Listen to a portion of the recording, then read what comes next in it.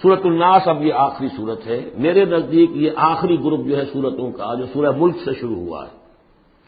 یہ دونوں پارے جو ہیں یہ سوائے ان دو صورتوں کے سب مکیات پر مشتمل ہیں صورتوں پر، اور صرف یہ دو صورتیں جو ہیں یہ مدنیات ہیں۔ اور ریسیپروکل نوٹ کر لیجئے، پہلا گروپ جو تھا اس میں مکی صورت صرف ایک تھی، سورہ فاتحہ، اور مدنی صورتیں 6.25 پارے پر پھیلی ہوئی، سورہ بقرہ، آل عمران، نساء اور مائدہ۔ اس کے بالکل برعکس ریسیپروکل نسبت یہاں ہے کہ یہاں پر یہ دو صورتیں ہیں چھوٹی چھوٹی، باقی دونوں پارے جو ہیں سب کی مکی صورتوں پر مشتمل ہیں، اور اس آخری صورت کا جوڑ مل جائے گا پہلی صورت کے ساتھ، یہ بھی میں آپ کو بتا دوں گا۔ بسم اللہ الرحمن الرحیم، قل اعوذ برب الناس، کہیے کہ میں پناہ میں آتا ہوں جو تمام انسانوں کا رب ہے اس کی پناہ میں۔ ملک الناس، صرف رب ہی نہیں ہے، بادشاہ ہے، تمام انسانوں کا بادشاہ ہے۔ الہ الناس، تمام انسانوں کا معبود ہے۔ من شر الوسواس الخناس، اس وسوسہ کرنے والے خناس کی جو پیچھے چھپ جاتا ہے، الذی یوسوس فی صدور الناس، جو لوگوں کے سینوں میں وسوسہ اندازی کرتا ہے، اس کے شر سے پناہ مانگتا ہوں۔ یہ جو شیطان لعین ہے جس کے بارے میں آتا ہے کہ ان الشیطان یجری من الانسان مجری الدم، حضور کی حدیث ہے یہ شیطان تو اس طریقے سے انسان کے وجود میں سرایت کر جاتا ہے جیسے کہ خون سرایت کر رہا ہے۔ یہ شیطان جو ہے، اور یہ آپ وہ بھی پڑھ چکے ہیں، وَلَقَدْ خَلَقْنَا الْإِنسَانَ وَنَعْلَمُ مَا تُوَسْوِسُ بِهِ نَفْسُهُ، ہم نے انسان کو بنایا، ہم جانتے ہیں کہ اس کا نفس امارہ جو ہے، اڈ اور لبیڈو، اس کو اندر کیا وسوسہ اندازی کرتا رہتا ہے۔ تو شیطان کو بھی کوئی اور اختیار حاصل نہیں ہے، ہمارے اپنے سفلی داعیات، ہمارے جو اینیمل انسٹنکٹس ہیں، ہماری جو خواہشات ہیں، شہوات ہیں، ان کو وہ بھڑکاتا ہے، جس کے لیے حدیث میں آتا ہے کہ اس کی تھوتنی جو ہے وہ زمین جو وہ دل کے اوپر ٹکا کر پھونکیں مارنی شروع کرتا ہے تاکہ وہ شہوت میں اشتعال پیدا ہو جائے اور سفلی جذبات میں اشتعال پیدا ہو جائے۔ اس کی اس کو اللہ تعالیٰ نے طاقت دی ہے۔ یہ ہے وسوسہ، وسواس الخناس۔ اور خناس کیوں کہا؟ اگر آپ ذکر کریں گے لا حول ولا قوت الا باللہ، فوراً بھاگ جائے گا۔ تو ذکر سے جب دل خالی ہوتا ہے، دل میں اگر اللہ کی یاد نہیں ہے تو شیطان آئے گا، تھوتنی ٹکائے گا اور پھونکے مارے گا۔ یہ چونکہ شیطان کی یہ ساری ترکیب انسان پر اثر انداز ہوتی ہے اس کے اپنے نفس کے وساطت سے، اندر سے، لہذا اس کے لیے یہ علیحدہ صورت جو ہے وہ قائم کر دی۔ قل اعوذ برب الناس، ملک الناس، الہ الناس، من شر الوسواس الخناس، الذی یوسوس فی صدور الناس من الجنۃ والناس، خواہ وہ جنوں میں سے ہوں یا انسانوں میں سے، ان میں وہ وسوسہ اندازی کرتا ہے۔ اب اس کو جوڑ لیجئے آپ پہلی صورت کے ساتھ۔ سورہ فاتحہ میں کیا ہے؟ الحمدللہ رب العالمین، قل اعوذ برب الناس، مالک یوم الدین، ملک الناس، ایاک نعبد و ایاک نستعین، الہ الناس۔ اس کے بعد کیا ہے؟ ہم آپ سے مدد چاہتے ہیں، اہدنا الصراط المستقیم، یہاں اس کے برعکس ہے، ہمیں اپنی پناہ میں لے لے، بات تو ایک ہی ہے، ہمیں سیدھی راہ کی ہدایت دے، ہمیں شیطان سے پروٹیکشن عطا کر دے، بات ایک ہی ہے، مضمون بالکل وہی سورہ فاتحہ کا۔ قل اعوذ برب الناس، الحمدللہ رب العالمین، الرحمن الرحیم، مالک یوم الدین، ملک الناس، اور معبود ہے ایاک نعبد و ایاک نستعین۔ اب ہم نے استعانت مانگی، اب استعانت، استعاذہ، یہ ایک ہی طرح کے الفاظ ہیں، مدد مانگنا، پناہ طلب کرنا، استغاثہ، استعانہ، استمداد، مدد مانگنا، استنصار، نصرت طلب کرنا، باب استفعال کے تمام الفاظ جمع کر دیجئے۔ تو عبادت، ہم عبادت کرتے ہیں تیری، ایاک نعبد، لیکن ہمیں استعانت، تیری مدد چاہیے اس کے لیے، تو معبود ہے، ہم تیری عبادت کا فیصلہ کرتے ہیں لیکن تیری مدد کے محتاج ہیں۔ اے اللہ، ہم تیری عبادت کا وعدہ کرتے ہیں لیکن تیری طرف سے ہمیں پروٹیکشن چاہیے کہ شیطان کے وسوسوں سے، وسوسہ اندازی سے ہمیں محفوظ کر دے۔ اس طریقے سے یہ سورہ مبارکہ ایک اعتبار سے مصنف بن جاتی ہے سورہ فاتحہ کا، اور گویا کہ قرآن مجید کی آخری سورت اور پہلی سورت کے مابین ایک مشابہت قائم ہو جاتی ہے۔ بارک اللہ لی ولکم فی القرآن العظیم ونفعنی وایاکم بالآیات والذکر الحکیم۔ دعا ایک تو ابھی ہم پڑھ لیں گے جو دعائے ختم قرآن ہے، میں اس کا ترجمہ آپ کو بتا دینا چاہتا ہوں تاکہ آپ جب وہ دعا سنیں گے تو پھر اس کا ترجمہ بھی آپ کے سامنے رہے۔ تو یہ اور بڑی اہمیت کے ساتھ اس دعا کو سمجھیے۔ اللہم آنس وحشتی فی قبری، اے اللہ میری قبر میں جو وحشت ہوگی تنہائی کی، اس وحشت کو دور کرنے کے لیے مجھے قرآن مجید کا انس عطا کر دے۔ واقعہ یہ ہے کہ میں جب یہ دعا پڑھا کرتا تھا، جس زمانے میں ابھی آتش جوان تھا، تو میں سمجھتا تھا یہ تو اضافی سا جملہ ہے، اصل تو آگے ہے اللہم ارحمنی بالقرآن العظیم وجعلہ لی اماما ونورا وہدی ورحمہ۔ لیکن اب جب موت قریب نظر آتی ہے اور قبر جو ہے وہ نظر آ رہی ہے، تو معلوم ہوتا ہے کہ اہم ترین حصہ یہی ہے، اس دعا کا جو پہلا حصہ ہے اللہم آنس وحشتی فی قبری، اس وحشت کو مانوس میرے لیے بنا دے، لیکن مانوس بنے گی قرآن کے ذریعے سے۔ وارحمنی بالقرآن العظیم، اور مجھ پر رحم فرمائیو اس قرآن عظیم کی بدولت۔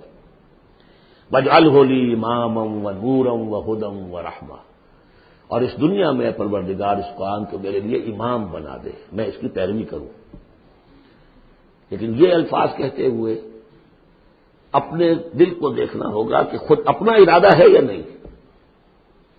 عزم ہو کہ ہاں اب قرآن کو اپنا امام بنانا ہے، اس کے پیچھے چلنا ہے، تب تو اللہ تعالیٰ سے دعا کرتے ہوئے بھی انسان جو ہے پھر اسے سجتی ہے یہ دعا، اور ایسا کوئی شعوری فیصلہ ہے ہی نہیں، تو پھر یہ ایک روٹین ہے، بس آپ نے ایک الفاظ ہے جو زبان سے کہہ دیے ہیں، ذالک قولہم بافواہہم، اپنے منہ سے نکلنے والی باتیں اور کچھ نہیں۔ وجعلہ لی اماما ونورا، نور بنا دے، وہدی، ہدایت بنا دے، اور رحمت بنا دے۔ اللہم ذکرنی منہ ما نسیت، اے اللہ مجھے یاد کرا دے اس میں سے جو میں بھول جاؤں۔ وعلمنی منہ ما جہلت، اور جس چیز کو میں اس میں سے جانتا نہیں ہوں، اور ہم تو سب سے جاہل ہیں، کتنے فیصد لوگ ہیں جو جانتے ہیں قرآن میں ہے کیا؟ لیکن بہرحال دعا مانگیے کہ اللہ تعالیٰ ہمت دے، آپ قرآن سیکھیں، قرآن سیکھنے کے لیے عربی سیکھیں۔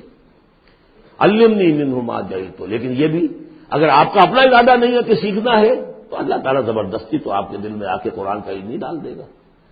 قرآن کا علم تو بڑی قیمتی شے ہے، دنیا کا کوئی فن ہو، کوئی معمولی سا کوئی فن ہے، وہ بھی سیکھنا پڑتا ہے، محنت کرنی پڑتی ہے۔ جیسا کہ حضرت علی نے فرمایا، بڑے اونچے اشعار ہیں، یغوث البحر من طلب اللآلی، جو شخص بھی موتیوں کا طلبگار ہوتا ہے اسے سمندر میں غوطہ زنی کرنی پڑتی ہے۔ ومن طلب العلا سہر اللیالی، جو کسی بلند مقام تک پہنچنا چاہتا ہے زندگی میں، وہ راتوں کو جاگتا ہے، محنت کرتا ہے، پڑھتا ہے، جو بھی مشقت کرتا ہے۔ ومن طلب العلا من غیر قد، اور جو کوئی بلندی کا طلبگار بن جائے بغیر کوشش کے، اضاع العمر فی طلب المحالی، پھر وہ اپنی عمر ضائع کر بیٹھتا ہے ایک محال چیز کی طلب میں۔ وہ تو ہونے والی بات نہیں ہے، یہ دنیا اللہ نے بنائی ہے کہ محنت کرو۔ تو یہ دعا مانگتے ہوئے علمنی منہ ما جہلت، تو اپنا ارادہ کریں پختگی کے ساتھ۔ اور چونکہ یہاں وہ نظام اب چلنے والا ہے، اس کا پراسپیکٹس بھی نیچے موجود ہے، 1 ایئر کورس جو ہم نے شروع کیا ہے انجمن خدام القرآن کے تحت، وہ لاہور میں ہوتا آ رہا ہے بہت سے سالوں سے، یہاں بھی 1-2 مرتبہ ہو چکا ہے، اب اس سال پھر یہ شروع ہو رہا ہے، اور یہ 23 فروری تک اس کے جو ہے وہ اس کی کلاسیں شروع ہوں گی، اس سے پہلے ڈیٹس وغیرہ ہیں۔ پراسپیکٹس چھپ چکا ہے، نیچے دفتر سے آپ کو مل جائے گا، 5 روپے اس کی پراسپیکٹس کی قیمت ہے۔ لیکن آپ دیکھیے اور اس سے فائدہ اٹھائیے کہ ہم نے کیا کیا کچھ پڑھ لیا ہے، لیکن یہ کہ ہم نے اتنی عربی نہیں سیکھی کہ قرآن مجید کو براہ راست سمجھ سکے۔ فرمایا وعلمنی منہ ما جہلت وارزقنی تلاوتہ، اور مجھے اے اللہ ہمت دے، نصیب فرمائیے کہ میں اس کو پڑھتا رہا کروں، آنا اللیل و آنا النہار، رات کے اوقات میں بھی اور دن کے اوقات میں بھی۔ وجعلہ لی حجۃ یا رب العالمین، اور اے تمام جہانوں کے پروردگار اس قرآن کو میرے حق میں دلیل بنا، میرے حق میں گواہ بنا، یعنی میرے خلاف نہ کر دیجیے، اس لیے کہ حضور نے فرمایا ہے القرآن حجۃ لک او علیک، یہ قرآن یا تو دلیل ہے اور گواہ ہے تمہارے حق میں اور یا تمہارے خلاف۔ اگر قرآن کو پڑھو گے جیسے کہ پڑھنے کا حق ہے، سمجھو گے جیسے سمجھنے کا حق ہے، عمل کرو گے جیسے عمل کرنے کا حق ہے، اور اس کو دنیا تک پہنچاؤ گے جیسے کہ پہنچانے کا حق ہے، تو یہی قرآن تمہارا شافع بن کر کھڑا ہوگا، یہی تمہارے حق میں گواہی دے گا۔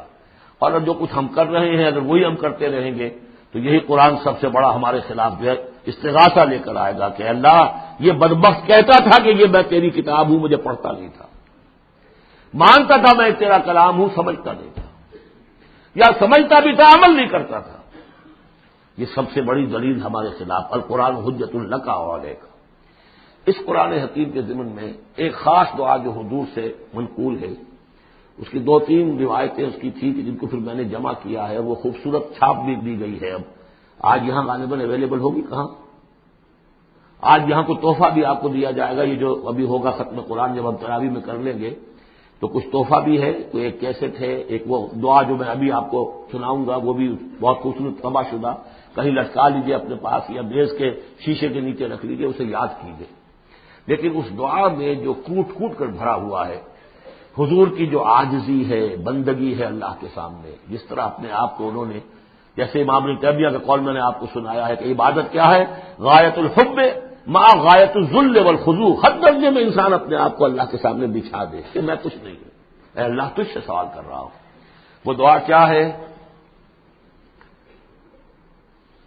اللہم انی عبدک، پروردگار میں تیرا بندہ ہوں، ابن عبد کا، تیرا باپ بھی تیرا ادنا غلام تھا، وابن امت کا، میری ماں بھی تیری ادنا کنیز تھی، فی قبضت کا، میں تیرے قبضہ قدرت میں ہوں، ناصیتی بیدے کا، میری پیشانی تیرے ہاتھ میں ہے، ماضٍ فی حکم کا، میرے پورے وجود میں تیرا ہی حکم جاری و ساری ہے، عدل فی قضاء کا، اور میرے بارے میں جو فیصلہ تو کرے وہ عدل ہی پر مبنی ہوگا۔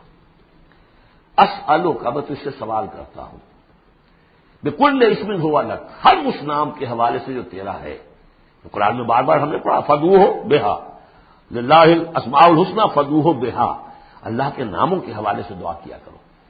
اسألک بکل اسم ہوا لک، جو تیرا نام ہے، انزلتہ فی کتابک، جسے تو نے اپنی کسی کتاب میں نازل کیا، او علمتہ احدا من خلقک، یا تو نے اپنے مخلوق میں سے کسی کو سکھایا، اب استاثرت بہ فی مکنون الغیب عندک، یا اسے ابھی اپنے پاس اپنے غیب کے خزانے میں محفوظ رکھا ہوا ہے، سارے ناموں کا حوالہ دے کر اسألو کا کیا؟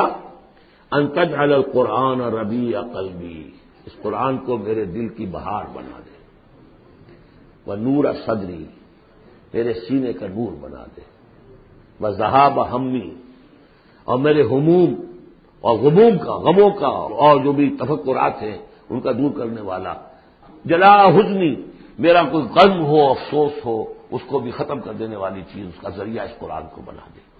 تو یہ بڑی عظیم دعا ہے جس میں ایک طرف عبدیت کی انتہا ہے، تواضع، اللہ کے سامنے تذلل، اور پھر یہ کہ مانگنے کی شے اصل میں قرآن سے کیا ہے، اللہ سے مانگنے کی شے کیا ہے؟ الرحمن علم القرآن، یہ ہے سب سے بڑی دولت۔ یا ایھا الناس قد جاءتکم موعظۃ من ربکم وشفاء لما فی الصدور وہدی ورحمۃ للمؤمنین قل بفضل اللہ وبرحمتہ فبذلک فلیفرحوا ھو خیر مما یجمعون۔ یہ دعا جو ہے آپ مانگیں گے، اور اسی پر اب میں اپنی گفتگو ختم کر رہا ہوں۔ بہرحال جو بھی خدمت میں کر سکا ہوں، 25 دن آج ہو گئے ہیں، اس سے پہلے 3 دن میں یہاں آ چکا تھا، 2 دن میرے لیکچرز ہوئے ہیں یہاں پر تعارف قرآن کے ضمن میں، 25 دن تک یہ معاملہ چلا ہے، روزانہ 4 گھنٹے، آج 2 گھنٹے 2.5 گھنٹے ہو گئے ہیں، ایک روز 5 گھنٹے بھی تھے۔ اللہ تعالیٰ میری اس محنت کو قبول کرے۔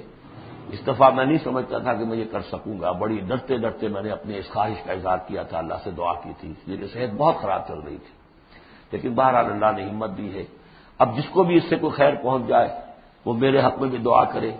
باقی اصل بات سمجھنے کی یہ ہے کہ 25 دن تک جو کچھ قرآن ہم نے سمجھا ہے، اب میں چاہوں گا کہ اس کے بعد یہ نماز ہم پڑھیں گے، اس کے بعد وہ دعا جو ہے ختم قرآن کی امام صاحب حافظ صاحب ان کے پیچھے ہم نے سنا ہے وہ مانگیں گے، اس کے بعد شیرینی اور تحفہ تقسیم ہو جائے گا، اور پھر یہ سمجھیے کہ آدھے گھنٹے کا وقفہ ہوگا تاکہ آپ وہ فریش اپ ہو جائیں۔ پھر 1 گھنٹے میں جتنے سوالات کے جوابات میں دے سکوں گا، جو سوالات آئے ہیں میں جواب دوں گا، باقی کو پھر قرض رکھ لیں گے، پھر کسی کبھی یار زندہ صحبت باقی، اور پھر جو ہے مجھے آپ سے آخری گفتگو کرنی ہے، اور مجھے بتانا ہے کہ دین کا کوئی کام جو میں کر رہا ہوں کس نہج سے کر رہا ہوں، اس کے کون کون سے شعبے ہیں، کس کس سے آپ کس طور سے متعلق ہو سکتے ہیں، اس میں میری دعوت کیا ہے، میرے دست و بازو بنے تو، اور اپنے طور پر کریں تو، اللہ تعالیٰ کے دین کے لیے۔ اب یہ سارا کچھ قرآن سننے کے بعد بھی ایسا نہیں ہونا چاہیے کہ ہماری زندگی وہی رہ جائے، اسی رخ پر رہ جائے کہ جو اس رمضان کی آمد سے قبل تھی۔ بارک اللہ لی و لکم فی القرآن العظیم ونفعنی وإیاکم بالآیات والذکر الحکیم۔